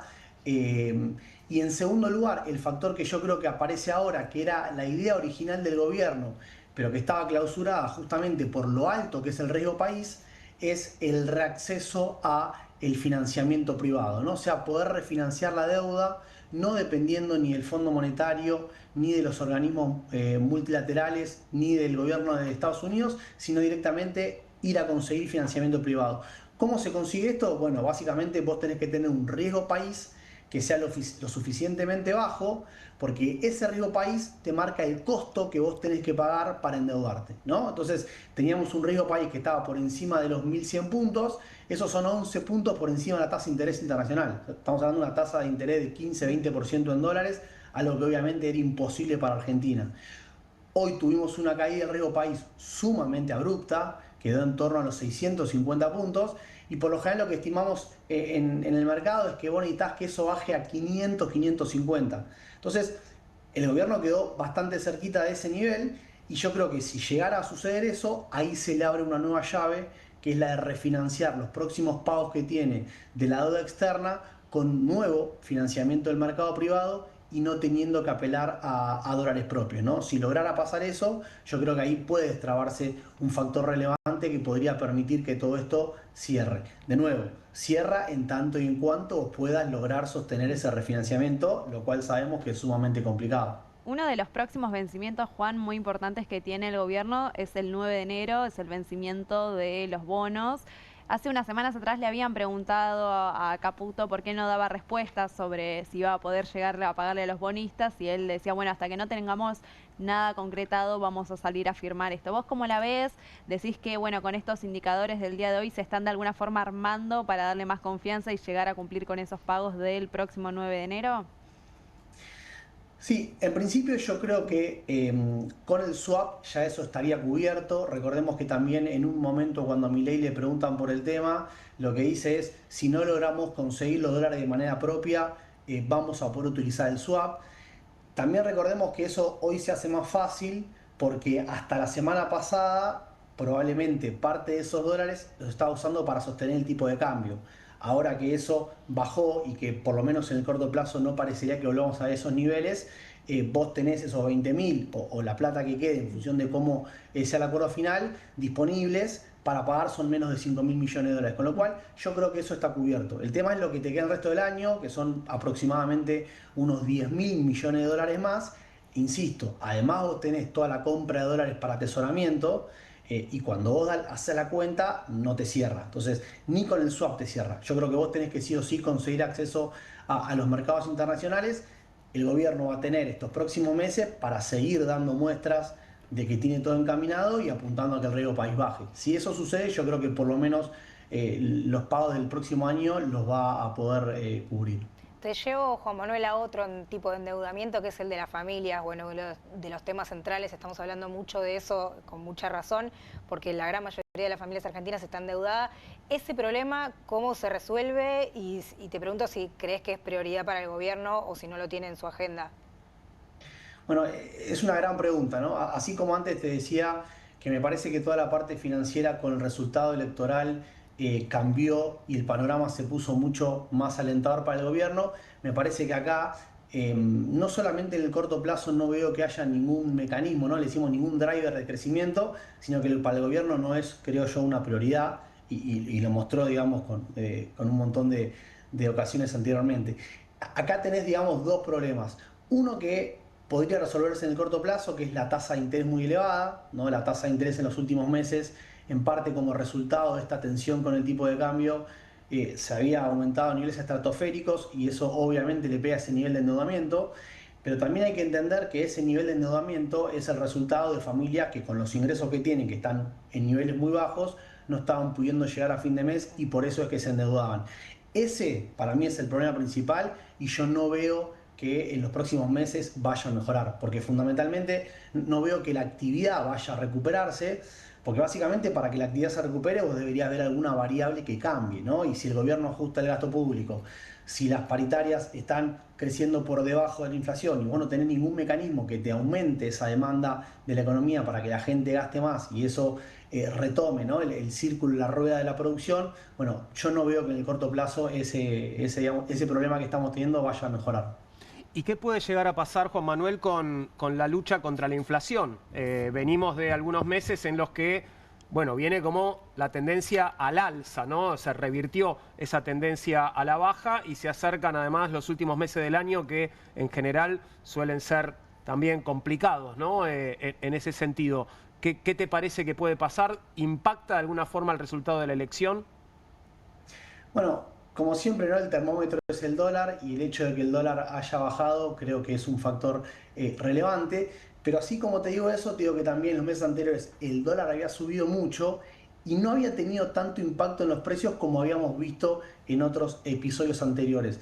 Con lo cual yo creo que acá, por lo menos en los próximos meses, no parecería haber indicios de que la inflación vaya a caer abruptamente. O sea, este cambio en el humor del mercado no creo que impacte en una empresa que mañana tiene que decidir si baja los precios o no. Ahí creo yo que vuelve a jugar el factor de también la falta de demanda, la falta de producción, pero no veo que en el corto plazo la inflación vaya a caer abruptamente por lo que acabamos de ver con los resultados de ayer y lo que está pasando en estos días. Conecto las dos preguntas, la que te hice recién y la que hizo Juan. ¿Crees que puede haber sido un factor de voto o la inflación estable o baja, como quieras llamarla? Mira, la verdad que es difícil, ¿no? Porque siempre es una cuestión multicausal, porque cuando fue la derrota en la elección de la provincia de Buenos Aires, ¿no? Uno de los principales motivos que todos dijimos fue por la caída del poder de compra, fue por el efecto que tuvo en el empleo, lo cual yo creo que se ve porque en la provincia de Buenos Aires es bastante puntual. Ahora, eso lo seguiste tuviendo en este mes y medio y ahora el resultado fue bastante distinto. Yo creo que la estabilidad es algo que las personas valoran, sobre todo recordemos que veníamos de inflaciones en torno al 10-12% mensual, era un nivel que era una locura, que para cualquier familia, independientemente del nivel de ingreso que tenga, no te permite ni siquiera proyectar lo que va a pasar dentro de 2 o 3 semanas. Con lo cual yo creo que en ese caso me parece que la sociedad eso lo tenía bien en claro. Y además creo que ahí Milei se anotó un poroto porque fue su principal promesa de campaña y la inflación efectivamente bajó. O sea que creo que para la sociedad eso le dio una carta de decir, bueno, mira, yo mi principal preocupación y mi principal promesa era esa. Y yo les dije también que iba a ser complicado el tema de la actividad, el empleo y los ingresos, con lo cual creo que quizás en términos discursivos eso le permitió al gobierno, ¿no?, lograr esta segunda chance, que lo vuelvan a votar para que les muestren que en los próximos 2 años eso va a modificarse. Veremos, pero digo, ahí me parece que puede haber un elemento. Juan Manuel, muchas gracias por este rato. Te mandamos un abrazo, un placer escucharte. Por favor, gracias a ustedes. Un abrazo grande. Un abrazo, Juan Manuel Telechea. Nos daba un panorama sobre lo que puede ser esta economía postelectoral. ¿Juntará dólares? ¿Existe, digo, tiene la voluntad el gobierno de acumular reservas? Porque parece que hubiera sido una decisión política no hacerlo hasta ahora, ¿no? Sí, vos fíjate que es el gran pedido, digo, se lo pide la banca internacional, se lo pide los funcionarios del Fondo Monetario, se los pide el gobierno de Estados Unidos, le dice acumular dólares ya. Y ellos no están pudiendo acumular dólares. Te decía hoy al inicio del programa, se movieron 400 millones hoy solo en la jornada para cobertura de grandes ahorristas que van a comprar dólares porque el ministro de Economía les dijo anda campeón que está barato. Bueno, está muy difícil. Hoy el gobierno está enfrentando un gran problema de liquidez. no puede acumular y es el gran problema que tiene el gobierno cuando te digo, bueno, todo el establishment financiero le está exigiendo que acumule dólares. Entran, salen, Estados Unidos va a tener que salir en algún momento del mercado porque puso muchos dólares, compró pesos, como habían salido a decir. Bueno, o sea, ahora va a tener que devolver esos pesos. Va a tener que salir porque si no es, bueno, gastar, gastar, gastar y cuando uno entra, en algún momento hay que retirarse de ese mecanismo, de ese carry trade, de esa bicicleta financiera, que va a pasar cuando Estados Unidos se corra un poquito hacia la izquierda, ¿no? ¿Qué puede pasar? Bueno, ahí va a tener que enfrentar justamente todos estos pagos y se va a ir una pantalla del Banco Central donde las reservas van a estar en negativo, ¿no? Y este swap también, digo, tampoco comernos la curva de decir, bueno, son 20.000 millones de dólares en un inicio, pero tampoco es que va a abrir el home banking y va a haber los 20.000 millones de dólares, sino que se va a ir activando por tramos. Esto quiere decir a demanda. Yo tengo que pagar un vencimiento, me giran la plata. Tengo que ir a pedirle, o sea, mírense en la situación de debilidad, ¿no? Que cada vez como que nos llegue la tarjeta de crédito y le tengamos que pedir a nuestros papás que nos paguen la tarjeta. Claro. Es un poco una lógica bastante de dominación directa por parte de Estados Unidos. Pero bueno, el dato del riesgo país viene en esta lógica de decir, bueno, necesitamos confianza para pedir que nos refinancien la deuda, ¿no? Porque hoy el gobierno efectivamente, yo te digo, bueno, tienen un problema de liquidez, quiere decir que no pueden pagar la deuda. Claro. Estaba pensando, nuestros papás si son jubilados no la van a poder pagar nuestra tarjeta. Tampoco. Exactamente. Está complicado, está complicado. Ahora, por lo que decía Juan Manuel Telechea, digamos, sale la intención del gobierno es salir a buscar nuevas fuentes de financiamiento. ¿Cuáles quedan? Digo, ahora ahora estamos en condiciones de pedirle a gente que con un riesgo país más alto tal vez no nos iba a prestar nada, ¿no? Exactamente, lo que dicen, bueno, hay que ir al mercado de capitales. Un mercado de capitales que hasta antes de ayer teníamos cerradísimo, pero con 4 llaves y era imposible acceder. Dicen, bueno, baja el riesgo país, dan buenas señales, las pantallas empiezan a pasar de rojo a verde y esto nos podría permitir. Recordemos siempre que lo primero que hizo Caputo fue ir al prestamista de última instancia, que es el Fondo Monetario, ¿no? Hizo más bien todo al revés de lo que uno tiene que hacer en la ley del endeudamiento y la fuga de capitales, ¿no? Lo que habilita esto es un nuevo ciclo de endeudamiento, salir a pedir más guita y que cada vez esas condiciones sean peores para el futuro de la Argentina. Volvemos a la temática de las elecciones ahora para poner un poco el foco en el Senado. Un Senado que, como veíamos hace un ratito, va a tener un mapa diferente, a donde, bueno, ya el bloque oficialista va a ser suficientemente fuerte, ¿no? Se acerca al tercio, más o menos en el tercio tenés también a la oposición peronista, pero la gran pregunta que nos hacíamos tiene que ver con la titular del Senado, ahora que va Patricia Bullrich, bueno, un peso realmente pesado, ¿no? No, y además una enemiga pública, porque creo que fue hace unos meses, en julio, hoy recordaba bien, se cruzaron durísimo en redes sociales, así que bueno, la expectativa está puesta en Bullrich Villarroel. Recordemos que aparte, antes de que empezara la gestión de Milei, Villarroel tenía la expectativa de controlar el área de defensa, seguridad, bueno, áreas que quedaron bajo la órbita de Patricia Bullrich. En línea tenemos a Emilia Delfino, que es periodista política y es la autora de La Generala, el libro, la biografía de Victoria Villarroel. Vamos a saludar a Emilia y a que nos cuente un poco, bueno, a dónde está y a dónde puede llegar a ir Victoria Villarroel en estos tiempos. Hola Emilia, buenas noches, te saludamos desde Bienvenidos al Tren, ¿todo bien? Buenas noches, sí, todo bien, ¿cómo están? Muy bien, gracias por atendernos. Bueno, ¿dónde está parada Victoria Villarroel hoy? Bueno, hoy Victoria Villarroel está en una disyuntiva, ¿no? Está viendo en dónde va a poder insertarse después, en qué espacio político insertarse, porque cuando termine su cargo como vicepresidenta de la Nación dentro de 2 años, ella planea continuar con su carrera política, pero no tiene hoy un espacio donde hacer esa carrera y no tiene tampoco una construcción propia. Entonces tiene que insertarse en otro espacio que no es la Libertad Avanza. Ahí ya sabemos que están los puentes dinamitados y tiene que ver justamente, bueno, dónde encaja. Y la gran disyuntiva de ella no solo es ver dónde, sino es ver cómo, porque que ella no se siente del todo cómoda en ninguno de los espacios políticos donde más o menos ella puede llegar a encajar, ni con el peronismo de derecha, ni con el PRO, y mucho menos con la Libertad Avanza, como decíamos. Están en el medio también los heridos de la Libertad Avanza que van quedando en el camino, pero bueno, su equipo está viendo un poco desde dónde se va a insertar y con quién, ¿no? Y cómo. ¿Ves en Victoria Villarruel una figura que puede tener como la suficiente popularidad como para tener una carrera política, digamos, de peso de aquí en adelante? Creo que su gran capital político es su imagen.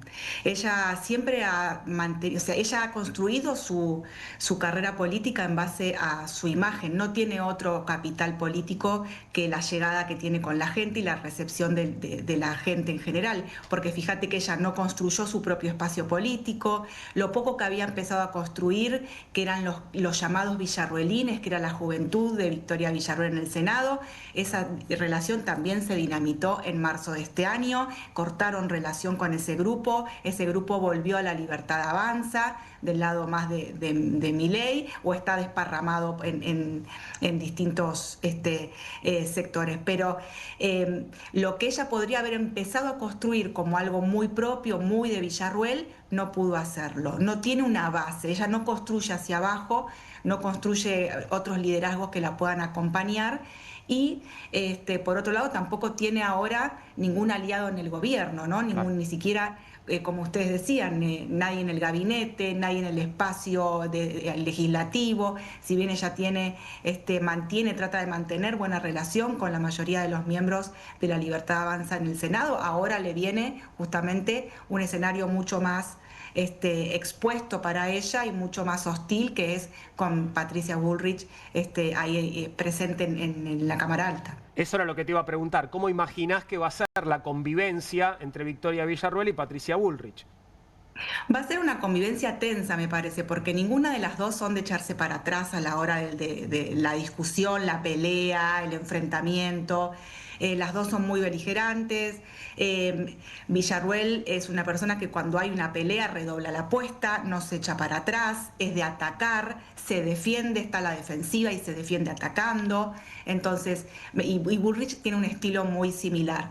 Lo que sí veo de ventaja para Victoria Villarruel es el poder que ella tiene con la palabra, que Bullrich tal vez no lo tiene tan aceitado, y es esa capacidad que ella tiene para disparar con las palabras, por así decírtelo, porque realmente ella ataca con las palabras y ha demostrado en el debate con Rossi de vicepresidentes en 2023, en debates televisivos con miembros de Montoneros y de ERP, cuando ella era presidente del CELTIV, que ella puede enfrentarse a hombres y mujeres muy fuertes y ganarles la pelea con la palabra.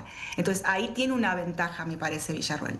Hablabas del futuro político de la vicepresidenta. ¿Sabes si tiene alguna aspiración particular? Por ejemplo, ¿tiene alguna aspiración presidencial? Mira, si ella tiene aspiraciones políticas y haber llegado a la vicepresidencia, que era algo con lo que ella nunca se esperó, o sea, no era una ambición de ella antes de llegar a la política, la vicepresidencia de la Nación. Ella soñaba o aspiraba o ambicionaba ser diputada nacional. Y después con la oferta de Milei todo eso cambió y con la llegada al poder real, ¿no? Entonces hay ambiciones. Emilio Viramonte Olmos en el libro, en una entrevista para el libro, me contaba, él era su mano derecha hasta mayo más o menos de este año, se pelearon, hubo diferencias en cuanto al manejo del Senado y él termina dando el portazo y se va. Pero Viramonte Olmos me decía que él le decía a Villarruel que todas las noches pensara antes de dormir, ¿para qué quiere ser presidenta? Ellos dicen presidente, ¿no? Para la mujer. Pero ¿para qué quiere ser presidente? O sea, había una ambición clara, hay una ambición, pero hoy me parece que están apuntando a algo más de menor rango, digamos, ¿no? Si bien el capital político con el que ella se va a insertar en cualquier espacio en donde se inserte es su imagen y su caudal de votos, lo que ella viene arrastrando como propio, en su espacio político, al menos en los últimos meses, estaban pensando en algo más austero, como por ejemplo la provincia de Buenos Aires, un lugar en la provincia de Buenos Aires. Si es ejecutivo o es legislativo, todavía creo que ni ellos lo tienen claro, ¿no? ¿Pensás que Victoria Villarruel teme por su cargo, que su cargo puede estar en riesgo en estos 2 años que quedan de la gestión de Milei?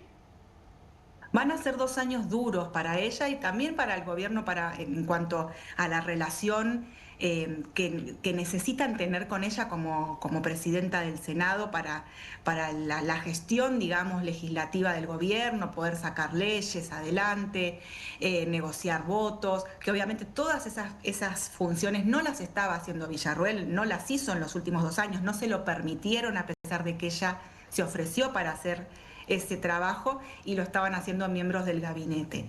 Entonces, en estos 2 años sí van a ser duros para ella, pero creo que ella está muy segura en ese cargo que tiene, porque la vicepresidencia de la Nación no es un cargo que ella al gobierno le pueda sacar, no le puede pedir que se vaya, no le puede pedir la renuncia. Entonces, ella sabe que tiene asegurado estos 2 años para seguir construyendo políticamente, reforzando su imagen y sus alianzas, para pensar en el futuro y para pensar en cómo sobrevivir a Milei. Emilia, muchas gracias por estos minutos. Me pregunto, bueno, antes de despedirte, ¿por quién habrá votado? ¿Habrá votado por el gobierno ayer, Victoria? No, mira, si hay algo que todavía los une a Villarruel y a Milei, creo que debe ser de las pocas cosas que los sigue uniendo, es el antikirchnerismo, ¿no? Claro. Ferviente antikirchneristas los dos. Claro. Así que tal vez la veo más cercana a los gobernadores, por así decírtelo. Bien. Muchas gracias, Emilia. Buenas noches. A ustedes, muchas gracias. Emilia Delfino, la autora de La Generala, la biografía de Victoria Villarruel. Hemos llegado al final por hoy. Poli, Valen, bueno, la seguimos mañana, si les parece. Vamos a seguir la evolución de los mercados. Vamos a ver cómo vienen los amigos mercados. Y bueno, y cómo van activándose las diversas internas que esta elección dejó. Gracias por todo. Mañana la seguimos. Ahora hacemos una pequeña pausa y enseguida estaré conversando con Pablo Caruso porque comienza QR aquí en Bravo TV.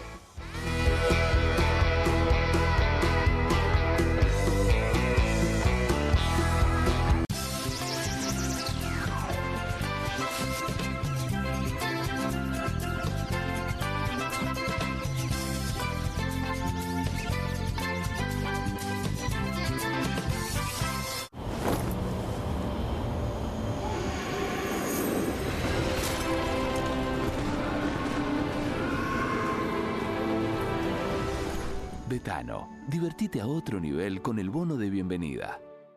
Hay casa, hay freezer, hay helado, hay serie, hay sillón, hay bono helado, hay amigos, hay reunión, hay postre, bro, hay cumple, hay bardo, hay mogur helado, hay postre, hay palito, hay helado chocotorta. Hay casa, hay freezer y tus chocolates y golosinas favoritas hechas helado. En Mendoza, cuando queremos decir que algo es muy rico, decimos manso asado. Mendoza. Manso destino. Cueste lo que cueste. El primer streaming de Perfil.com, conducido por Romaniuch junto al Doc Juan Heruela, los periodistas Marcelo Mármol Moura y Lucas Buceta. Información deportiva, opinión y análisis. Cueste lo que cueste. De lunes a viernes, a las 10 horas, por Bravo TV. Emprendidos, con la conducción de Ornella Flench. Historias de emprendedores en primera persona. Consejos prácticos para alcanzar sus metas. Emprendidos, de lunes a viernes a las 12 horas por Bravo TV. QR, con la conducción de Paulo Caruso y gran equipo. La síntesis del día para un público que valora el periodismo crítico. QR, de lunes a viernes a las 22 por Bravo TV. Bienvenido a todo Latinoamérica. Caras TV llegó a DirecTV, el canal de las celebridades. Entretenimiento exclusivo las 24 horas del día. Más Caras, con la conducción de Héctor Maugeri. Red Carpet, Caras News, Caras Realeza, Caras Fashion, Caras TV.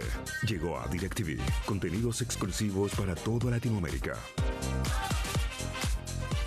Hay una casta superior que es los periodistas que si mienten, calumnian, injurian y dicen cualquier cosa. ¿Tenés ahí los nombres de los periodistas que tengo que meter en cana? No nos tomamos esto a la joda, como esos periodistas mentirosos. Y dentro de la cancha vale todo, que la vayan a buscar, la tienen adentro. Soy una bandera de la batalla cultural, pero los imbéciles con déficit de IQ doméstico, ¡ay, no, miedo!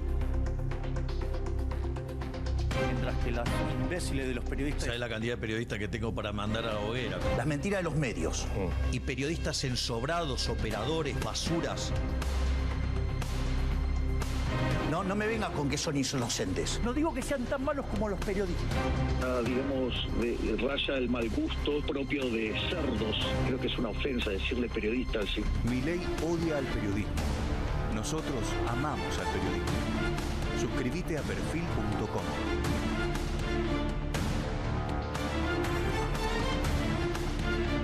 Straight 8, la nueva herramienta de entrenamiento que te ayudará a pararte más derecho, ensanchar los hombros y alinear la columna para un alivio instantáneo.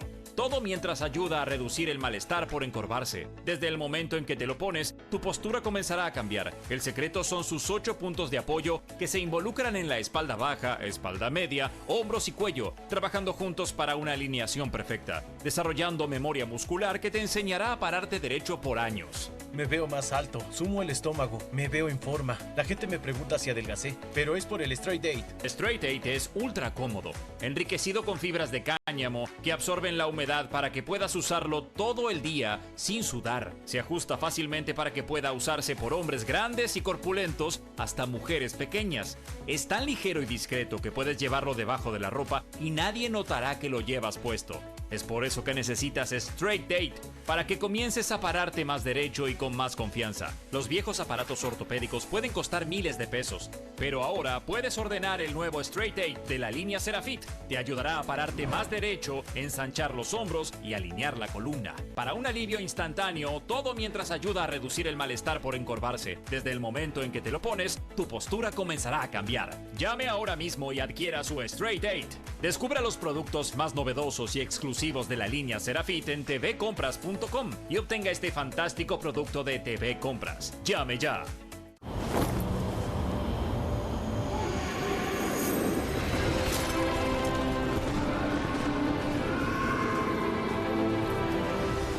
Betano, divertite a otro nivel con el bono de bienvenida.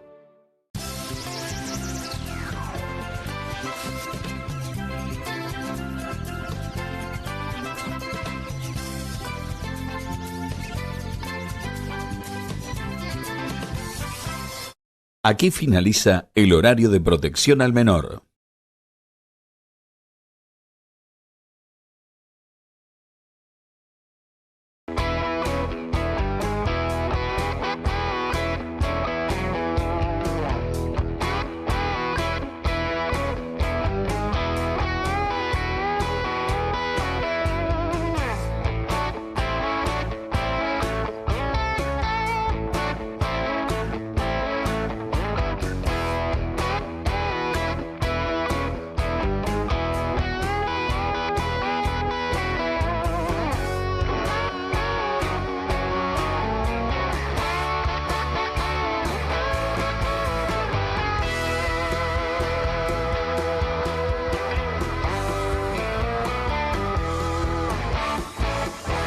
Buenas noches. ¿Cómo ¿Qué tal, Pablo? Juan? ¿Cómo bien? te va? Muy bien, acá estamos arrancando la semana. Qué Buena semanita semana. para que arrancar, tengas ¿no? una buena semana. Sí, una semana. Lo mismo bueno, para vos. Empezó fuerte. Empezó fuerte, sí, efectivamente.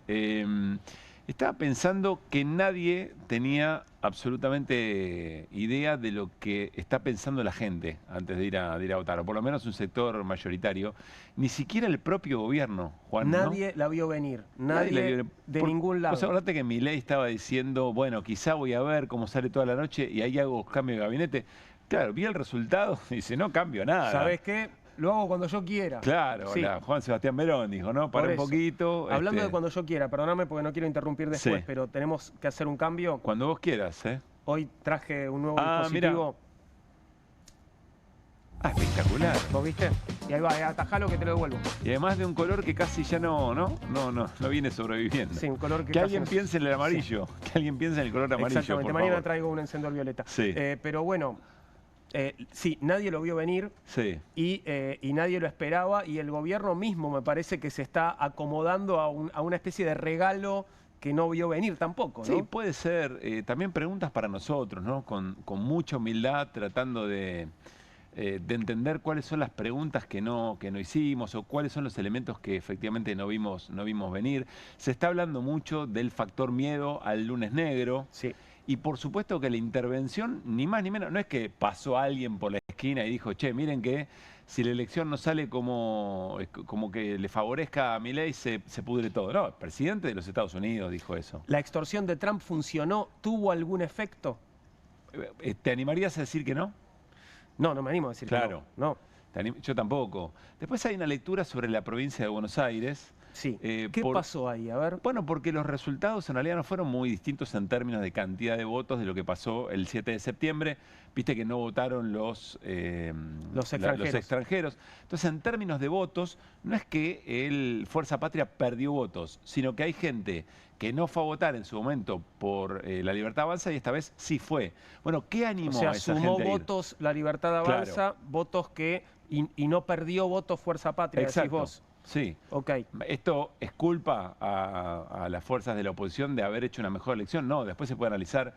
Empiezan ahora, viste, a revisarse si las listas estaban bien armadas, si solamente eran para cuidar la unidad y entonces no fueron a futuro. Una lectura, Pablo, que me compartía en la mesa hoy, Sí. es esta idea de que el 7 de septiembre despertó al antikirchnerismo, ¿no? Puede ser Y también ese el neo Cuca. despertar, obviamente, no fue solo en la provincia de Buenos Aires, sino en el resto del país. Todos los que fueron espectadores de la elección bonaerense en el 7 de septiembre Sí. reaccionaron ahora en octubre. Bueno, puede ser. A ver, Teorías, ¿no? No estoy matizando la elección. Una gran elección de La Libertad Sin duda. Avanza, una gran elección del gobierno.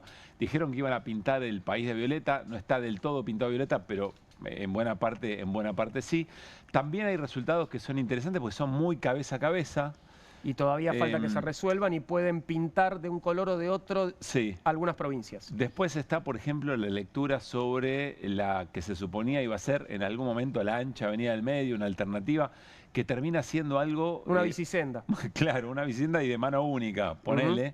¿Y cómo va a jugar eso en lo que viene? O sea, me parece que hay muchas preguntas para hacernos. También, insisto, quizá un poco de pensar, bueno, qué era lo que estábamos leyendo o con qué categorías estábamos leyendo, qué era lo que le estaba pasando a la sociedad.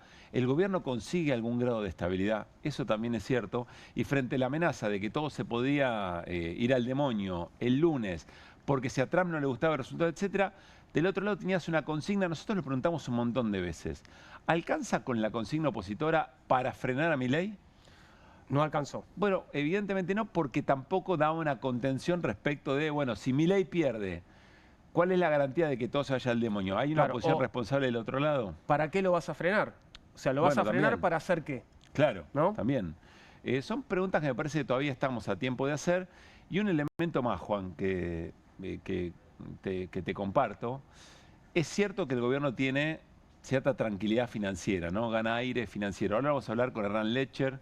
Vamos a hablar con Matías Batista también. Es cierto que tenés a Estados Unidos diciéndote, bueno, vos quédate tranquilo que los dólares los pongo yo. Pero pero todo eso es para afianzar el plan económico, que es un plan económico que si hay más endeudamiento, también va a implicar más ajuste.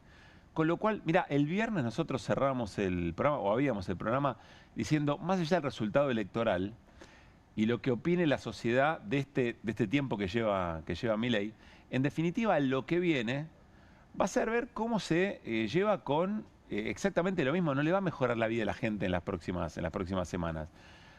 Eso está en juego todavía. La calle todavía está en juego. Me parece que hay muchas preguntas para hacerse, que nada está resuelto, pero sí es un impacto muy fuerte el triunfo del gobierno, ¿no? Sin duda. Preguntas un montón. No vas a poder responderlas todas hoy. Me parece que algunas requieren de tiempo. Sí. Y escuchar, ¿no? Tratar de afinar las preguntas, me parece. Claro que Más que pretender con soberbia tener como una idea muy clara. Después otro elemento. Entiendo que es la elección de medio término de menor participación desde la recuperación de la democracia. Creo que no fueron a votar 10 millones de personas o más de 10 millones de personas. ¿Cómo haces en este tiempo para invitar a esa participación? Es una duda importante que se deberían hacer todas las fuerzas de la política. Claro. que no lo están logrando por el momento. Tienen que invitar de una forma que no lo han hecho hasta ahora. Claro, ¿no? claro.